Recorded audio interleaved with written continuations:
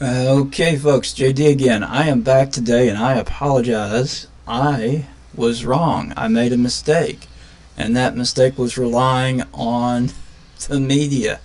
So when I first saw an image of what was purported to be the weapon, I almost instantly took it to be a fairly modern 30-06 bolt-action rifle of some make, which my father owns a couple of. They're extraordinarily common for hunters, especially deer hunters, game of that size.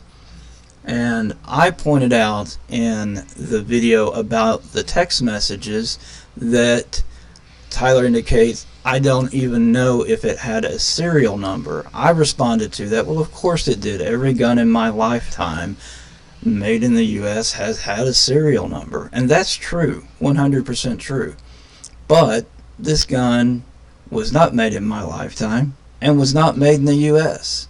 It was actually a German-made Mauser, and interestingly enough, those German-made Mausers during that time were not 30-06 rounds. They were 8mm rounds. Now, an 8mm, for those of you guys that don't know, an 8mm round is technically a larger round, but it's not considered as powerful, and it is most certainly not as accurate for long-range shooting. So this is what you have to realize for all this to make sense.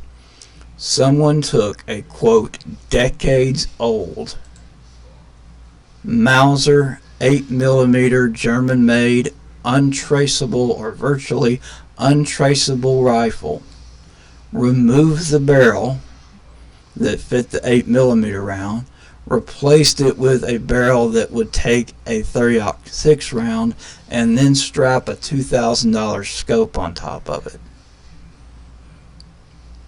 Are you kidding me? Now, I'm assuming this is actually in a photo. This is what a typical evidence box would look like, that I see in practice all the time. I mean, I've seen these brought into court just like this. They're taped up and they're locked away in the evidence room. So I'm assuming this is the actual weapon. I can almost guarantee you that originally the stock, if the stock is original, was not black. It was probably brown. Black is far more common nowadays. So someone has altered this gun a great deal. But here's the thing. Why would you do that?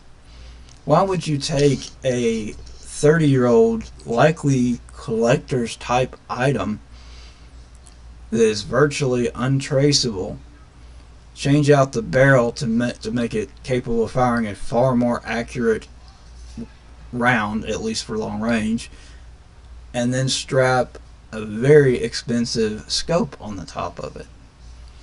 So the question is, who and why? And then the third question is, how did this guy get his hands on it? It also makes the text messages even more problematic in that had he kept his mouth shut, and this weapon is likely as untraceable as I believe it would have been, even if they had found it, and even if they had been able to get his fingerprints off of it, they may not have been able to tie it to him. Remember, your fingerprints are going to have to be in a database somewhere for that to matter. Your DNA is going to have to be in a database, or relatives, as we know through Cooper, going to have to be in a database for it to matter. It's the text messages that brings this kid into focus. I mean, he decides to turn himself in, but exactly why is not super clear if we think about it. I assume maybe he is thinking that they have found the gun, so that's going to be tied to me, and I might as well turn myself in. But he's already told us in the text message that he doesn't think it has a serial number and can't be traced back to him.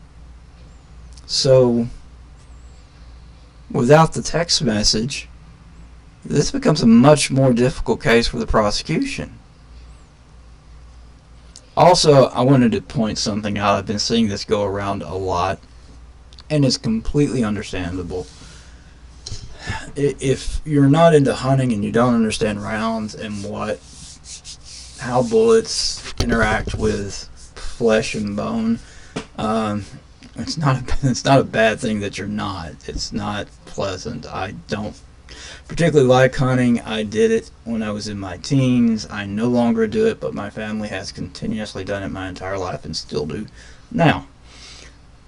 So these rounds are designed to kill without questions. They're very powerful rounds. However, the point of using a 30-06 round to take down a deer is to harvest the meat, and weird thing we do here in the South is mount the head, especially of bucks with the antlers. So you don't want a ton of damage done to the animal. You want to harvest as much meat as possible, and you want to be able to potentially mount through taxidermy the head on the wall. I mean, you'd be shocked how many homes in the South you walk into the living room and there's 2-3 deer heads on the wall. It's weird to me. It really is, but it's true. So now that being said, people are talking about this round from that distance would have, even if he was shot in the neck, would have, I hate to be this graphic, but this is what they're saying, taken his head off. That's simply not true. It would have been a very serious, gruesome wound, and it was. If you saw the original footage, I got unlucky enough to see a close-up through either the Republic or the New Republic website. I don't know. I saw a news alert on my phone. I went straight to my computer, opened YouTube, and it's the first thing that popped up. And it, without commentary, over and over again, showed a close-up shot, which I haven't been able to find since, of the shot, and a huge gush of blood. The entry wound for this type of round is no larger than your index finger. It's just a fact. I've seen it. As a weird little kid, when we're dressing the deer, when you find it, it's almost, you just say, oh wow, there's the hole, and you touch it. It's about as big as your index finger. Exit wounds are typically bigger, and that's the case for all rounds here. I don't know enough about the details of the wound yet, but there is nothing I have seen thus far to suggest that this could not have been a 30-06 round. I would expect it to be a pretty significant exit wound, and I would expect to see an exit wound. The reason is because the round is so powerful. When hunting, of course, I lived in a very rural area, so we didn't have to worry about that, but these projectiles travel a very long distance, so you would have to consider what is actually on the other side of your target many times, because it will pass through the target. Oftentimes there would be a entry and exit wound in the deer that we were cleaning. Many times there weren't. It just would depend on the size of the deer, the distance of the shot, whether it hit bone. So there's no way of knowing for sure. It would seem to me, from 150 to 200 yards, in the side of a human neck, that there would have been a significant exit wound. And when I mean significant, do I mean that would have, quote unquote, taken his head off? No, 100% no, not. But it would not have been trouble finding the exit wound if there was one. Let's put it that way. There may be, if it was far enough to the side of the neck, which I don't think was the case here based on what I recall seeing, then it may not be easily outlined as to what is the entrance and exit wounds.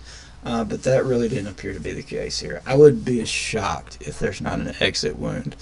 Now, I don't know. I'm going to have to do some digging, and I'll try and find that out. And if they have found the projectile, the actual bullet, that's the tip here, okay? This is the cartridge. This is where Tyler allegedly did the carvings. This is kept in this, which is the well, it's the clip is what we called it. You can usually hold 3 to 5 rounds. You pull this up, back, it loads one of the cartridges into the chamber, and then you close it, lock it back down, and fire. It will not fire again until you pull it back, eject this one, and then it will reload another. So again, there's no real reason for me to believe that that wound was not caused by a 30-06. What is more concerning to me is it was caused by a 30-06 that had been altered from an 8mm, decades old, German-made, untraceable Mauser that somehow some 22-year-old in Utah got a hold of to commit an assassination against one of the more influential political individuals of our current time. Now, it doesn't matter whether or not I agreed with Charlie's politics or not. I didn't. But he was definitely influential. And what happened to him was absolutely horrific and should have never happened, regardless of who is responsible. But there's something wrong going on here. So a lot of this just not making a ton of sense to me. And maybe it will all come out and become clearer. But right now, you've got ABC appearing to alter the video of the charging to make it look like Tyler is shaking his head in the affirmative, indicating that yes, I did this because of Charlie Kirk's political ideations. And then you've got this text message that looks very much like, to me, someone typed it that has some background in law enforcement lingo.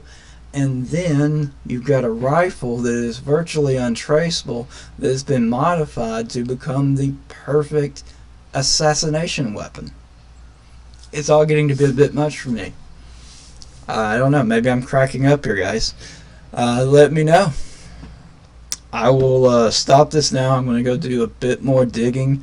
I think I promise this is going to be the last video for today because I've got to get other stuff done. As always, please go out and do something kind today.